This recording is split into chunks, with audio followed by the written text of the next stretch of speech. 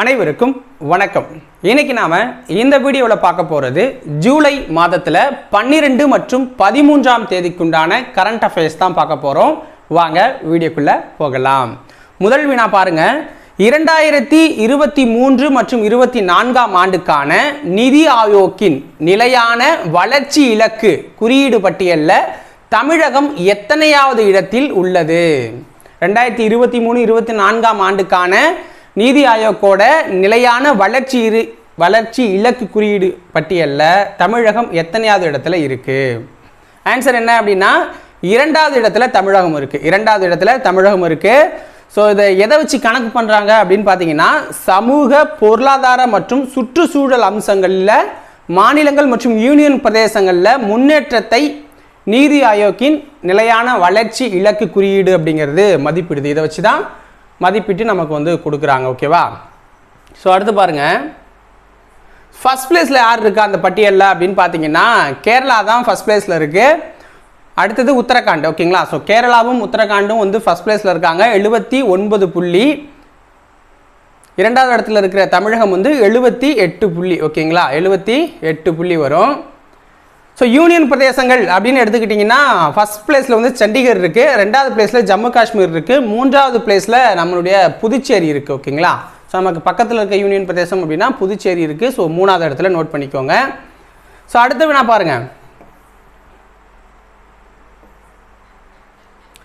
அரசமைப்பு படுகொலை தினம் என எந்த தினத்தை மத்திய அரசு அறிவித்துள்ளது? அரசமைப்பு படுகொலை தினம் அப்படின்னு எந்த தினத்தை மத்திய அரசு அறிவிச்சிருக்காங்க?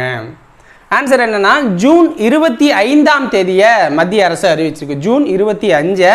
எதுக்காக அப்படின்னா 1975 ஜூன் 25 அப்போ தான் அப்போதைய இந்திய பிரதமராக இருந்த இந்திரா காந்தி அவர்கள் எமர்ஜென்சி கொண்டு வந்தாங்க. ஓகேங்களா? ஸோ அப்போ எவ்வளவோ பிரச்சனைகள் வந்து இருந்துச்சு. ஸோ அதனால் வந்து பார்த்தீங்க அப்படின்னா ஜூன் 25 அரசமைப்போட படுகொலை தினம் அப்படின்னு இப்போ இருக்கிற பாஜக அரசு வந்து அறிவிச்சிருக்காங்க. ஓகேங்களா? ஸோ அந்த எமர்ஜென்சி பீரியட் அப்படிங்கிறது 1975 ஜூன் 25லேருந்து 1977 மார்ச் 21 வரைக்கும் இருந்துச்சு. ஓகேவா? அடுத்தது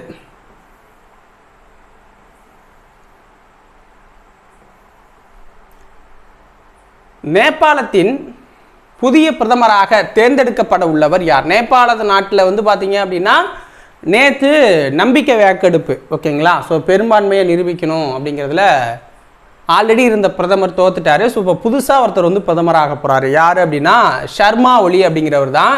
ஸோ பிரசண்டா அப்படிங்கிறவரும் ஷர்மா ஒலி அப்படிங்கிற கட்சி, ரெண்டு கட்சி தான் கூட்டணி வச்சு ஆட்சி அமைச்சாங்க. ஸோ கருத்து வேறுபாடு காரணமாக ஷர்மா ஒலி அவர்கள் கொடுத்த ஆதரவை திரும்ப பெற்றார். ஸோ பிரசண்டா அவர்கள் அந்த பெரும்பான்மையை நிரூபிக்க முடியாமல் இப்போ வந்து தோத்துட்டாரு. ஸோ அதனால் ராஜினாமா பண்ணிடுவார்.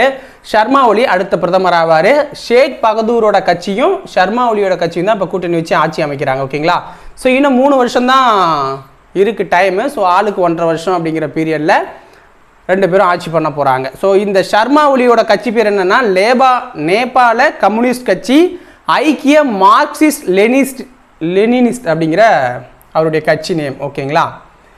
அடுத்த வினா பாருங்க,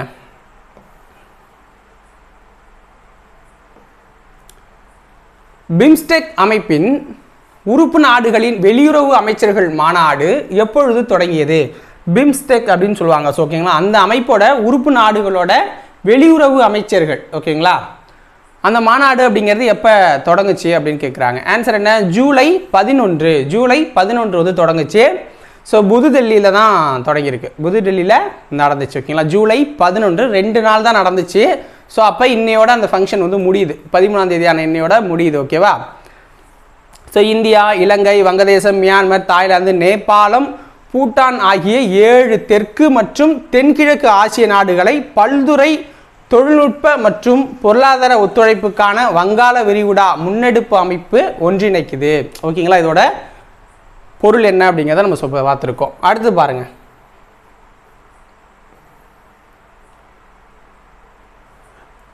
டெல்லி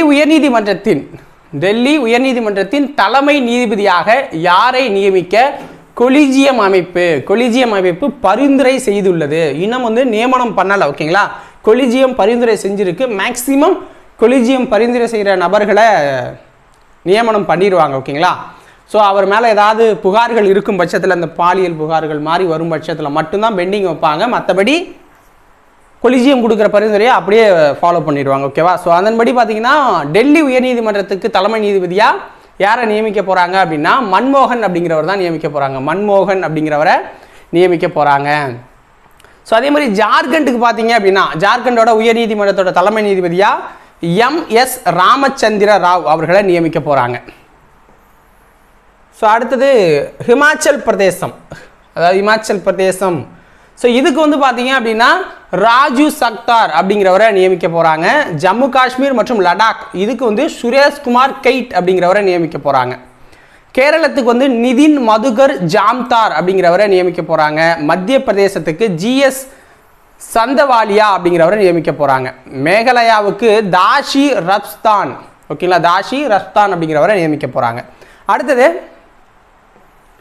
இந்தியாவின் மக்கள் தொகை 2060ஆம் ஆண்டு எவ்வளவு உயரும் என ஐநா அறிக்கை வெளியிட்டுள்ளது. இந்தியாவோட மக்கள் தொகை 2060 எவ்வளோ இருக்கும் அப்படின்னு ஐநா வெளியிட்டிருக்கு. ஸோ இதெல்லாம் வந்து பார்த்தீங்கன்னா இப்படியெல்லாம் நடக்காது. ஓகேங்களா? ஸோ ஏன்னா மக்கள் தொகையை வந்து ஒரு லாங் டேர்மில் வந்து கணிக்க முடியாது அப்படிங்கிறது தான் உண்மை. ஸோ அதை தான் சீனாவும் நம்புவாங்க. ஓகேங்களா? ஸோ இந்தியாவோட அது எவ்வளோ இருக்கும் அப்படின்னு பார்த்தீங்கன்னா 170 கோடி இருக்கும் அப்படின்னு ஐநா வந்து அறிக்கை வெளியிட்டிருக்காங்க. ஸோ அதாவது நம்ம வந்து படிப்படியாக உயர்ந்துக்கிட்டே போவோம் அப்படின்னு சொல்கிறாங்க. ஓகேவா? உலகின் மக்கள் தொகை கொண்ட நாடு, உலகின் அதிக மக்கள் தொகை கொண்ட நாடு அப்படின்னா இந்தியா. ஸோ இப்போ வந்து நம்மக்கிட்ட 145 கோடி மக்கள் தொகை இருக்கும், ஃபர்ஸ்ட் பிளேஸில் இருக்கும். ஸோ அதுதான் மெயின். ஓகேங்களா? ஃபர்ஸ்ட் பிளேஸில் வந்து நம்ம இருக்கோம். செகண்ட் பிளேஸில் வந்து சீனா இருக்குது, 141 கோடி தான் கணக்கு. ஓகேங்களா? ஸோ 2080 உலகத்தோட மக்கள் தொகை எவ்வளோவா இருக்கும் அப்படின்னா 1030 கோடி இருக்கும் அப்படின்னு சொல்கிறாங்க. அதுவே 2100 கணக்கு பண்ணீங்க அப்படின்னா 1010 கோடி இருக்கும், ஒரு 20 கோடி குறையிறதுக்கு வாய்ப்பு இருக்குது அப்படின்னு சொல்லியிருக்காங்க. இந்தியாவில் 2100 மக்கள் தொகை அப்படின்னா 150 கோடியாக குறைஞ்சிரும் அப்படிங்கிறாங்க. ஏன்னா எவ்வளோ வேகமாக உயருதோ அந்த அளவுக்கு வயசானவங்க இருப்பாங்க. ஸோ அவங்கெல்லாம் இறந்ததுக்கப்புறம் 150 கோடி வந்துடும், டக்குன்னு குறையும் அப்படின்னு சொல்லியிருக்காங்க. இதுவே 2054 சீன மக்கள் தொகை வந்து 121 கோடியாக குறையும் அப்படின்னு சொல்லியிருக்காங்க. இப்போ 141 கோடி இருக்கா, அது 2054 கணக்கு பண்ணிங்கன்னா 121 கோடியாக குறையும். அதுவே 2100 பார்த்தீங்க அப்படின்னா 63 கோடியாக குறையும் அப்படின்னு சொல்லியிருக்காங்க. 63 கோடியாக குறையும். ஸோ இப்போ இந்த இருக்கிற எல்லா நாடுகள்லையுமே அதிகமாக மக்கள் தொகை குறையிற ஒரு நாடு இந்த அறிக்கையின்படி அப்படின்னு பார்த்தீங்கன்னா சீனா தான். கிட்டத்தட்ட தன்னோட மக்கள் தொகையில் பாதிக்கும் மேற்பட்டது, ஒரு 60% வந்து குறையுது அப்படின்னு ஐநா அறிக்கையில் சொல்லியிருக்காங்க. ஓகேவா? ஸோ அடுத்தது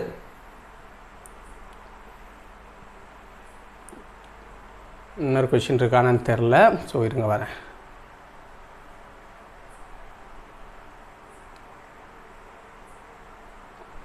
ஓகே, அதை பார்த்துக்கலாம். 10வது பிரிக்ஸ் நாடாளுமன்ற கூட்டம் எங்கு நடைபெற்றது? ஓகேங்களா? 10வது பிரிக்ஸ் நாடாளுமன்ற கூட்டம் எங்கு நடந்துச்சு? ஆன்சர் என்ன? ரஷ்யாவில் நடக்குது. ஓகேங்களா? ரஷ்யாவில் நடக்குது. ஸோ மக்களவை சபாநாயகராக இருக்கிற ஓம் பிர்லா இதில் கலந்துக்கிட்டார். மக்களவை சபாநாயகராக இருக்கிற ஓம் பிர்லா அவர்கள் வந்து இதில் கலந்துக்கிட்டாங்க.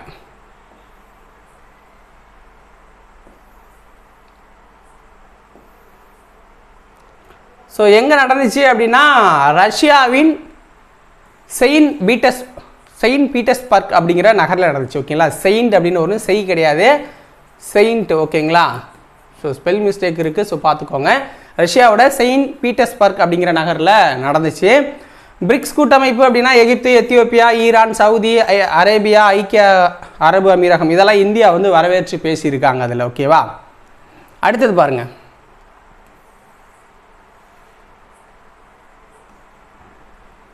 இதுதான் கடைசி கொஸ்டின். ஓகேவா?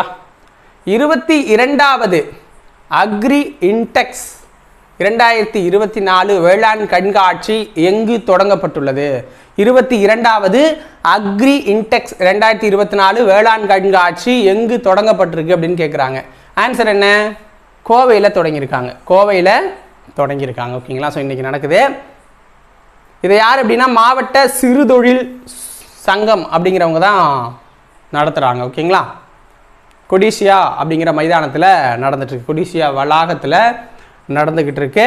ஸோ இதோட இந்த கரண்ட் அஃபேர்ஸ்லாம் முடிஞ்சிருச்சு மக்களே. ஸோ உங்களுக்கு தெரிஞ்ச கரண்ட் அஃபேர்ஸ் இன்றைக்கி நடந்தது இல்லை நியூஸ் பேப்பர்ஸில் பார்த்தது இருந்துச்சு அப்படின்னா கமெண்ட்ஸில் பதிவு பண்ணுங்கள்.